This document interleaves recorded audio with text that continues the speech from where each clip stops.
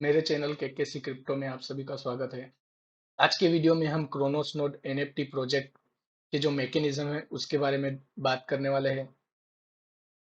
आज के वीडियो में हम कौन कौन से टॉपिक कवर करने वाले हैं, तो हम एआरएम के बारे में डिटेल में जानेंगे, उसके फॉर्मूला किस तरीके से वर्क करते हैं उसको कैलकुलेशन करके देखेंगे। और दूसरा है क्रोनोस एनएफटी प्रोजेक्ट के जो लेटेस्ट अपडेट्स आई है और उसकी यूटिलिटीज, जैसे कि उसकी यूटिलिटीज में क्रो स्वैप, सीआरओ स्वैप आगे लॉन्च होने वाला है, वो किस तरीके से प्रोजेक्ट को इफेक्ट करेगा उसके बारे में ब्रीफली जानेंगे। सबसे पहले हम एआरएम के टॉपिक को आज क्यों कवर कर रहे हैं वो जान लेते हैं। इससे पहले भी मैंने वीडियो बनाया हुआ है, लेकिन उसमें कुछ डिटेल में एआरएम के बारे में नहीं बताया है, लेकिन आज हम डिटेल में एआरएम के बारे में जानेंगे। उससे पहले हम जान ले कि इस प्रोजेक्ट में 15 तारीख को एक नया इंसिडेंट हुआ था, जिसकी वजह से रिवॉर्ड्स घटकर 0.6 हो गए। तो वो किस तरीके से हो गए, तो जैसे कि एक इंसिडेंट हुआ था, एक वेल ने $37,401 का क्रोन परचेस किया था, जो कि क्रोन अमाउंट उस वक्त आई थी 18,000 की। मैं बात कर रहा हूँ 15 जून 2022 की, और आज जब मैं वीडियो रिकॉर्ड कर रहा हूँ तो 17 जून 2022 है। तो उस वेल ने 18,000 क्रोन की अमाउंट परचेस की थी, और उस क्रोन से उन्होंने 8 वॉलेट 100 नोट से भर दिए हैं, और 90 वॉलेट में 80 नोट्स पड़े हुए हैं। और ये इंसिडेंट की वजह से हमारा जो एआरएम है वो उसके फॉर्मूले के तीसरे स्टेज पे चला गया, और 0.6 रिवॉर्ड पर डे पर नोट देने लगा, जो कि पहले 0.99 पर डे पर नोट था।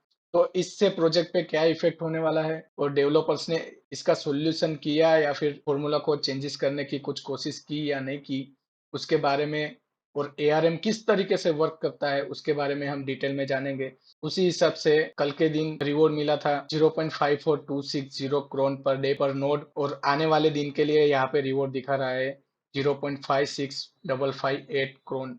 एआरएम किस तरीके से वर्क करता है उसके बारे में जानने के लिए हम इसके व्हाइट पेपर पे आ जाते हैं। जैसे कि कुछ पैरामीटर्स इन्होंने दिए हुए हैं, वो पैरामीटर्स को ध्यान में रख के इन्होंने कुछ फॉर्मूले बनाए हुए हैं।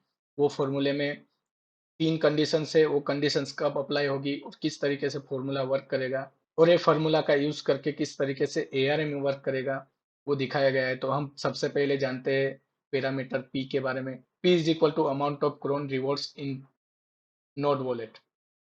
तो हम डी एफ पे आ जाते हैं। तो नोड रिवॉर्ड वॉलेट में यहाँ दिखा रहा है 670613 क्रोन पड़े हुए हैं। उसी हिसाब से n is equal to total active nodes, तो हमारा जो एन होगा वो हो गया 36523, ये हमारा एन हो गया। और एक्स, एक्स को इन्होंने एक समझ लिया है। अभी आर, तो आर इज इक्वल टू पे आउट पर नोट, तो हमें आर को ही फाइंड करना है इस फॉर्मूले के हिसाब से। तो आर इज इक्वल टू पे आउट पर नोट, मतलब एक दिन के हिसाब से एक नोट को कितना रिवॉर्ड मिलेगा। K is equal to calculate once per day to determine r. अगर आर को हमें फाइंड आउट करना है तो सबसे पहले के को फाइंड आउट करना पड़ेगा। तो के को फाइंड आउट करने के लिए इन्होंने एक बेस फॉर्मूला दिया हुआ है। और लास्ट पैरामीटर जान लेते हैं। Z is equal to average day in month, एक महीने में 30 दिन आते हैं, उसके हिसाब से एक एवरेज इन्होंने कैलकुलेट किया हुआ है। उसी हिसाब से फॉर्मूला है k is equal to 3 × p divided by n minus bracket z minus one divided by z cube minus one. तो इस फॉर्मूला का यूज करके हमने कुछ कैलकुलेशंस किए हैं। यहाँ पे हमारी वर्ड फाइल पे आ जाते हैं। वर्ड फाइल पे आने के बाद, तो जैसे कि मैंने फॉर्मूले का यूज करके हमने पी हमें पता चल गया। पी इज इक्वल टू हमारे रिवॉल्व वोल्ट में कितने क्रोन पड़े हुए हैं वो। एन इज इक्वल टू कितने हमारे पास एक्टिव नोड्स है, उसी हिसाब से जेड हमने 30 ले लिया है, -1 डिवाइडेड बाई जेड का क्यूब। जेड मतलब 30, 30 का क्यूब 27,000 होता है, -1। तो उसके हिसाब से हमें आगे की वैल्यू मिली। फॉर्मूले के हिसाब से हमने वैल्यू डाल दी है। 3 मल्टीप्लाइड बाई पी की वैल्यू आती है 670613, और एन की वैल्यू आती है 36523। तो पी को डिवाइडेड बाई एन कर दिया, माइनस जेड की वैल्यू है 30, 30 minus one divided by Z का क्यूब आता है 27,000 माइनस वन। तो उसी हिसाब से हमने आगे कैलकुलेशन किया है। 3 multiplied by 18.36 minus 29 divided by 26,999। उसी हिसाब से हमने 18 माइनस 29 कर दिया है, उसका आंसर आता है 3 multiplied by bracket -10.36 divided by 26,999, 3 को -10 से मल्टीप्लाई कर दिया है, उसका आंसर आया है -31.9158 अप्रोक्सीमेट डिवाइडेड बाई 26,999। उसी हिसाब से हमने 31.91 को 26,999 से डिवाइड कर दिया है, उसके हिसाब से हमारा के आ गया है, के इज इक्वल टू -0.001182। के की वैल्यू हमारी वो तीन इक्वेशन में किस में फिट बैठती है, उसके हिसाब से हमने आगे कैलकुलेशन किया है। हम यहाँ पे -1 अपॉन जेड स्क्वायर की वैल्यू फाइंड आउट करते हैं। तो -1 अपॉन जेड स्क्वायर की वैल्यू के हिसाब से -1 divided by z equal to 30 लिया हुआ है, तो 30 bracket square is equal to -1 divided by 30 का स्क्वायर होता है 900, तो -1 divided by 900 equal to -1 z square की वैल्यू हमें मिल गई है -0.001111, जो कि के की वैल्यू से छोटी है। उसके हिसाब से हमें फॉर्मूले की कंडीशन नंबर 3 लगेगी, जो कि है k is greater than -1 upon z square. तो उसके हिसाब से हमारा फॉर्मूला बनता है r is equal to P divided by z into n. P divided by n की वैल्यू हमें पता है, जो कि है 18.37 अप्रोक्सीमेटली डिवाइडेड बाई 30। तो ये जो हमारा फाइनल आंसर आता है वो है हमारा r. R is equal to 0.612046 30 दिनों के हिसाब से। लेकिन क्रोनोस नोट की जो डीएफ है उसके हिसाब से देखने जाए तो आज के रिवॉर्ड के हिसाब से वो है 0.54260 क्रोन पर डे पर नोड, और हमारे कैलकुलेशंस के हिसाब से आया है रिवॉर्ड पर डे पर नोड 0.612046, जो कि दोनों में बहुत अंतर हो जाता है। अभी ये अंतर को हम इस तरीके से समझ सकते हैं, जैसे कि हमारा जो क्रोनोस नोड प्रोजेक्ट है वो क्रोनोस यानी कि crypto.com ब्लॉकचेन पे स्थित है। crypto.com ब्लॉकचेन अभी बेटा वर्जन में है, उसमें बहुत से डेवलपमेंट हो रहे हैं, और उसमें जो वैलिडेटर्स है, वैलिडेटर्स यानी कि कोई भी ट्रांजेक्शन कंप्लीट करने के लिए जो ट्रांजेक्शन को कंफर्म करते हैं, वो वैलिडेटर्स बहुत ही कम है। वो वैलिडेटर्स कम होने के कारण कंजेशन हो रहा है। कंजेशन यानी ट्रांजेक्शन को कंप्लीट होने में बहुत ज़्यादा टाइम लग रहा है। वो टाइम के हिसाब से ब्लॉक की जो साइज है, वो ब्लॉक की साइज भी बढ़ रही है। तो हमने जो कैलकुलेशन किया है वो 30 दिनों के हिसाब से किया हुआ है, और जो ब्लॉकचेन टाइम ले रही है वो 30 दिन से ज़्यादा लेने वाली है। उसके हिसाब से एआरएम ने कैलकुलेशन किया है। तो एआरएम का जो कैलकुलेशन आया है उसके हिसाब से नेक्स्ट पे आउट 0.52460 आया है। हमारे कैलकुलेशन में हम एज्यूम कर लेते हैं z इज इक्वल टू 33.85, तो उसके हिसाब से हम फॉर्मूला लगाते हैं। तो r is equal to P divided by z into N. तो p हमारे पास 18.37 अप्रोक्सीमेटली है डिवाइडेड बाई 33.85 z। उसके हिसाब से हमारा रिवॉर्ड पर डे पर नोट का कैलकुलेशन निकल आया है, तो वो है 0.542433 अप्रोक्सीमेटली, जो कि हमारे डीएफ से मिलता जुलता है। तो इस हिसाब से एआरएम वर्क करता है और एआरएम का फॉर्मूला वर्क करता है।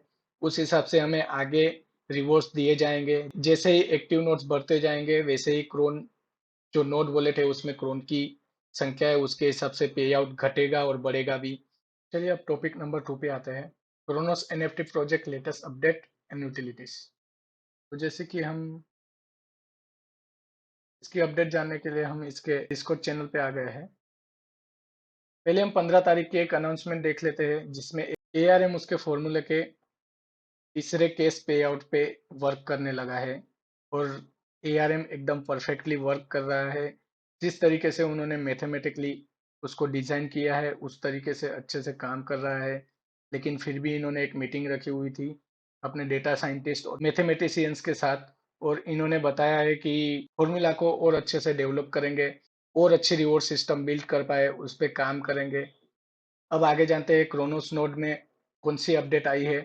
तो कल के दिन एक अनाउंसमेंट की हुई है जिसमें बताया है कि उन्होंने डीएफ है उसको थोड़ा सा अपडेट किया हुआ है। जैसे कि नेविगेशन जो है वो pre sale white list in launch pad वो सभी प्री सेल में ही कवर कर दिया है।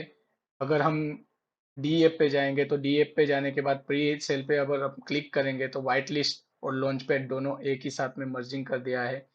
और दूसरा है माई वॉलेट।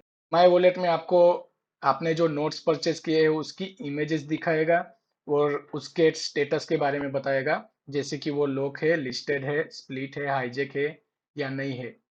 डी ऐप पे जाके एक बार चेक कर लेते हैं। तो डी ऐप पे हम आ गए हैं माई वॉलेट में, जैसे कि माई वॉलेट में हम आ गए हैं। माई वॉलेट में हमें current balance, total reward, reward pending और नीचे जाने के बाद जैसे कि उन्होंने कहा कि आपको नोड इमेज दिखाने लगेंगी, तो हमें पहले नोड इमेज नहीं दिखाती थी और उसका स्टेटस यहाँ पे दिखा रहा है, जो कि स्टेट यहाँ पे एबिलिटीज जो दिखाती नहीं थी वो एबिलिटीज अभी यहाँ पे ही दिखाएंगी। इस तरीके से अपडेट किया है और आगे की अपडेट और जानते हैं। स्टेटिस्टिक पेज में यहाँ पे करंट रिवॉर्ड्स की जगह पे नाम चेंज कर कर लास्ट पे आउट बना दिया है।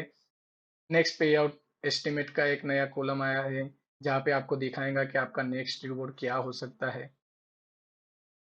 और यहाँ पे एक नया नोट दिया हुआ है जिसमें लिखा है कि आपके जो पे आउट है, आपके जो रिवॉर्ड्स है जो दिखा रहे हैं एस्टिमेटेड, वो कभी भी चेंज हो सकते हैं, क्योंकि एआरएम वर्क करता है। अभी जैसे कि 15 तारीख को अचानक से किसी ने ज़्यादा अमाउंट ऑफ क्रोन परचेस किया तो पे आउट घट के 0.6 हो गया, उसी तरीके से कोई भी चेंजेस आ सकता है। इस तरीके से एक नोटिस इन्होंने दी हुई है। यहाँ पे आगे एक नोट दी हुई है, जो कि 15 तारीख को इन्होंने एक अनाउंसमेंट किया था कि ये अपने मैथमेटिशियंस और डेटा साइंटिस्ट के साथ एक मीटिंग रखेंगे। तो इन्होंने जो मीटिंग की थी वो अच्छे से कंप्लीट हो गई है और अभी के लिए ये फिलहाल के लिए कोई चेंजेस नहीं करने वाले हैं। धीरे धीरे टेस्टिंग करते रहेंगे और टेस्टिंग के साथ लॉन्ग टर्म के लिए प्रोजेक्ट चल सके ऐसा सॉल्यूशन लाएंगे, ऐसा इन्होंने कहा है। अभी के लिए एआरएम में कोई भी चेंजेस नहीं आया है। एआरएम जिस तरीके से वर्क करता था उस तरीके से ही वर्क कर रहा है, ना ही उसके कोई फॉर्मूले में चेंज आया है। आगे जाकर अगर कोई चेंज आता है तो हम आपको अपडेट करते रहेंगे। चलिए अभी तीसरे नंबर के टॉपिक पे बात कर लेते हैं, CRO swap briefly explain. CRO swap क्या है और सीआरओ स्वैप का टॉपिक हमने क्यों लिया हुआ है उसके बारे में आपको पहले मैं बता दूं। क्रोनोस नोड प्रोजेक्ट जो है वो पूरा का पूरा एक यूटिलिटी से भरा हुआ है, मतलब बहुत सारे कॉन्ट्रैक्ट उसमें बनते रहेंगे और क्रोनोस नोड के साथ वो सभी के सभी डायरेक्ट इनडायरेक्टली जुड़े हुए रहेंगे और एनएफटीज की प्राइस और क्रोन की प्राइस बढ़ाने में और क्रोनोस नोड प्रोजेक्ट को ज़्यादा से ज़्यादा देर तक सस्टेनेबल करने के लिए यूटिलिटीज बनाई जाएगी। उसी तरीके से सीआरओ स्वेप एक डिसेंट्रलाइज एक्सचेंज है जिसमें बहुत से फीचर्स है। उसके बारे में ब्रीफली जानने के लिए हम उसके वाइट पेपर पे चले जाते हैं। तो यहाँ पे वाइट पेपर मैंने ऑलरेडी ओपन किया हुआ है। तो जैसे ही हम उसके वाइट पेपर पे जाते हैं तो ओवरव्यू में जैसे कि बताया गया है, ये एक डिसेंट्रलाइज एक्सचेंज है जो क्रोनोस ब्लॉकचेन पर वर्क करता है। सीआरओ स्वेप जो क्रोनोस नोड के साथ कनेक्टेड रहेगा और ये इसलिए बनाया जा रहा है क्योंकि क्रोनोस नोड एनएफटी है, उन सभी का एक्सचेंज या फिर उनको सेल और बाय हम किस तरीके से कर पाएंगे और उनको रेंट पे कैसे दे सकेंगे, उसके लिए इसका डेवलपमेंट किया जा रहा है। जैसे कि जब क्रोनोस नोड प्रोजेक्ट लॉन्च हुआ था तभी इन्होंने बताया था कि क्रॉस वेब उसके 2 महीने के बाद लॉन्च कर दिया जाएगा। अभी के लिए 1 महीना प्रोजेक्ट को लॉन्च हुए हो गया है। अभी और 1 महीने के बाद क्रॉस वेब अगर अच्छे से डेवलप हो जाए तो वो लॉन्च कर देंगे। तो ये किस तरीके से एक साथ जुड़े हुए उसके बारे में जानते हैं। क्रॉस वेब पे जो भी फीस लगेंगी वो फीस का उपयोग किया जाएगा क्रोन टोकन, जो क्रोनोस नोड प्रोजेक्ट का टोकन है, उसको बायबैक करने के लिए। अब क्रॉस वेब के कुछ फीचर्स जान लेते हैं। इसके फीचर्स है जैसे कि ए ट्रेड कर सकता है। इसमें ट्रेडिंग फीस बहुत लो रहेगी, जैसे कि इन्होंने बताया 0.15% ही ट्रेडिंग फीस लगेगी। ये डिसेंट्रलाइज एक्सचेंज है, उसी तरीके से अब बहुत सी ब्लॉकचेन के कॉइन्स के साथ ट्रेडिंग कर सकते हैं। अनरिवॉर्ड्स जैसे कि इसमें स्टेकिंग भी होने वाला है और फार्मिंग भी होने वाला है, तो आप रिवॉर्ड्स अर्न कर सकते हैं स्टेकिंग और फार्मिंग का यूज करके। और लास्ट टॉपिक है अर्न ट्रेडिंग फीस। तो जैसे कि भी आप लिक्विडिटी में पार्ट लेके ट्रेडिंग फीस को अर्न कर सकते हैं। आपको लिक्विडिटी में आपका टोकन, लिक्विडिटी में जो क्रॉस वेब टोकन है उसको ऐड करना है और क्रॉस वेब पे जितनी भी ट्रेडिंग्स होगी उसका आपको कुछ परसेंटेज रिवॉर्ड के तौर पे दिया जाएगा। तो इस तरीके से हमने आज तीनों के तीनों टॉपिक कवर कर लिए हैं। एआरएम, क्रोनोस के अपडेट और यूटिलिटीज के बारे में, और क्रॉसवेब को ब्रीफली जानने के बारे में। आज के वीडियो में इतना ही। अगर वीडियो आपको इन्फॉर्मेटिव लगा हो तो हमारे चैनल को सब्सक्राइब कीजिए, आपके दोस्तों के साथ शेयर कीजिए, वीडियो को लाइक कीजिए और कमेंट कीजिए।